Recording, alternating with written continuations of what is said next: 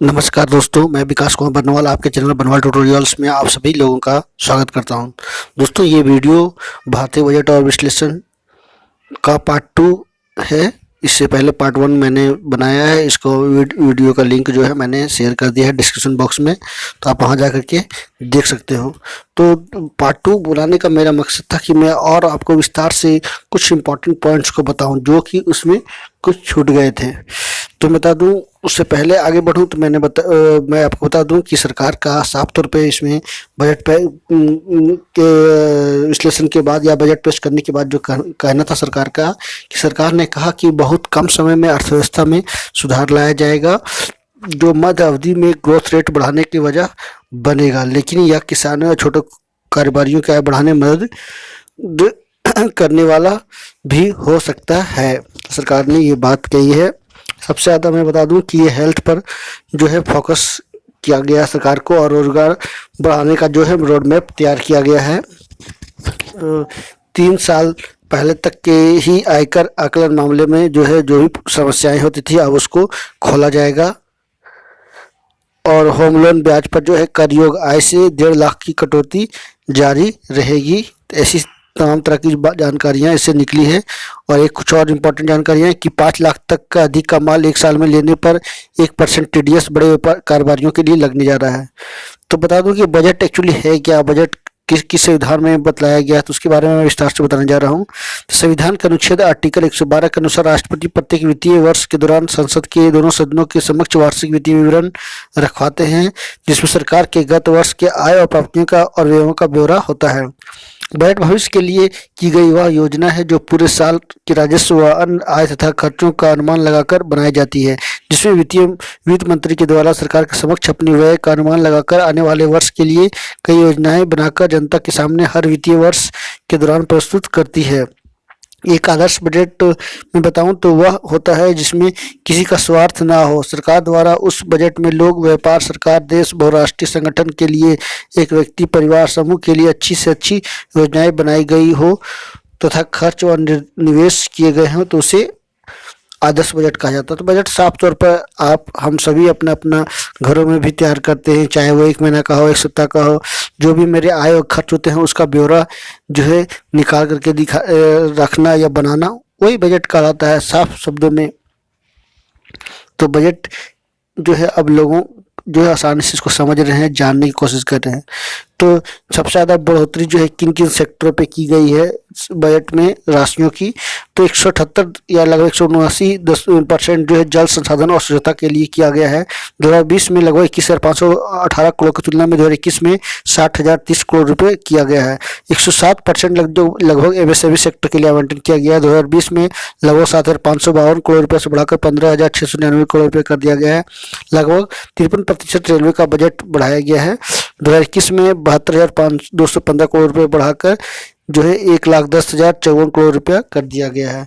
किस किस सेक्टर में बढ़ोतरी की गई है, तो रेलवे, एमएसएमई सेक्टर और जल संसाधन और स्वच्छता यानी सैनिटाइजेशन डिपार्टमेंट में, इन 3 सेक्टरों में जो है राशि जो है आवंटन की गई है वो पिछले साल की तुलना में बढ़ाई गई है। तो इससे कहीं ना कहीं देखा जा रहा है कि सरकार जो है ज़्यादा किस पर डिपेंड है, किस सेक्टर को ज़्यादा विकास करने की कोशिश कर रही है, जिससे सरकार को क्या लाभ होने जा रहा है, देश के नागरिकों को क्या हो जा रहा है, उसी को देखते हुए सरकार जो है इस सेक्टर को बढ़ावा दे रही है या इस पर राशि ज़्यादा आवंटन कर रही है। तो 29 जनवरी को जो है सरकार के द्वारा क्या कहा गया सो बता दूं। Prime minister Narendra Modi describe the current budget session as an opportunity to fulfil the dreams of freedom fighters. उन्होंने जो कहा है कि विस्तार से कहा या चर्चा किया है कि करंट बजट जो है सेशन वो एक फ्रीडम फाइटर्स जो भी हैं जो कि हमारे देश के लिए उनके ड्रीम को फुलफिल करने का एक अवसर देता है, एक दायित्व देता है यह बजट सेशन। तो 29 जनवरी को उन्होंने स्टेटमेंट जारी करके कहा है। ये देख सकते हैं तस्वीरों में मोदी जी कर रहे हैं। तो इस बजट में सबसे ज़्यादा घटा क्या है, यानी किन किस सेक्टर में घटाया गया है, तो 62% एलपीजी पर मिलने वाली सब्सिडी घटी है।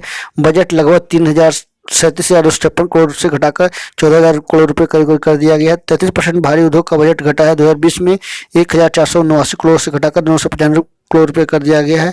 18% महिला बाल विकास का बजट कम हुआ है। 2020 में लगभग 30,007 करोड़ रुपए से घटाकर 24,435 करोड़ रुपया कर दिया गया है।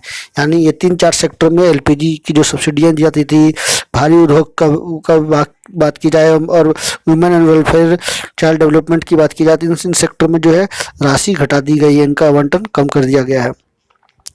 तो फ्लेक्सिब योजनाओं का क्या होगा? मनरेगा फंड 15% बढ़ा है, इतना ही किसान सम्मान निधि घटा है। सरकार ने फ्लेक्सिब योजनाओं में आवंटन इस बार बदला है, मगर यह बदलाव बहुत ही सधा हुआ है। गांवों में पानी और एनएच पर खर्च सबसे ज़्यादा बढ़ाया गया है, वहीं पीएम किसान सम्मान निधि पर खर्च घटाया गया है, तो मनरेगा में बढ़ा दिया गया है। तो देख सकते हैं ये विभिन्न तरह की डिपार्टमेंट में कितनी कितनी राशि जो है 2021-22 में दी गई है, 2020-21 की राशि कितना % वृद्धि हुआ है, कितना कमी आई है।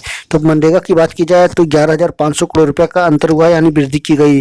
61,000 की जगह पे 73,000 कर दी गई है पिछले साल की तुलना में। पीएम किसान में भी जो है 10,000 कमी की गई है। स्वास्थ्य बीमा की बात की जाए तो उसमें खास नहीं, लेकिन 28 करोड़ की जो है कमी की आई है। गाँव में पानी के लिए लगभग बढ़ाया गया है। हेल्थ मिशन में भी बढ़ावा मिला है। ग्रामीण सड़कें में कमी की गई है, एनएच में बढ़ाया गया है। तो कुल मिलाकर देखा जाए तो राशि सभी सेक्टरों से एवरेज देखा जाए तो काफ़ी सेक्टरों में जो है राशियाँ बढ़ाई गई है।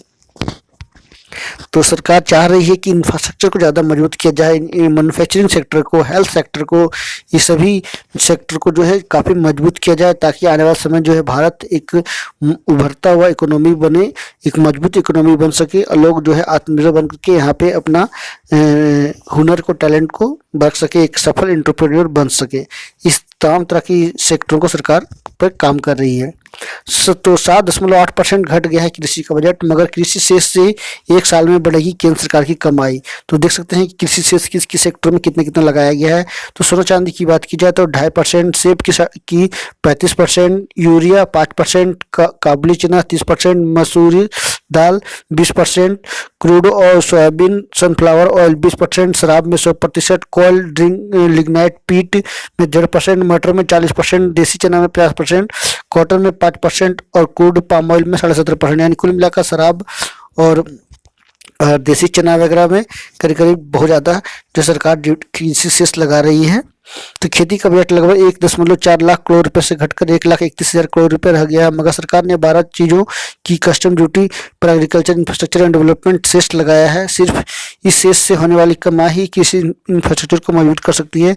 पेट्रोल और डीजल पर लगने वाला एक्साइज ड्यूटी पर भी यह सेस क्रमशः 2.5 रुपया और 4 रुपये लगाया गया है। हालांकि पेट्रोल उत्पादन पर बेसिक एक्साइज ड्यूटी इतनी ही कम कर दी गई है, इससे उपभोक्ता पर कोई प्रभाव नहीं पड़ने जा रहा है।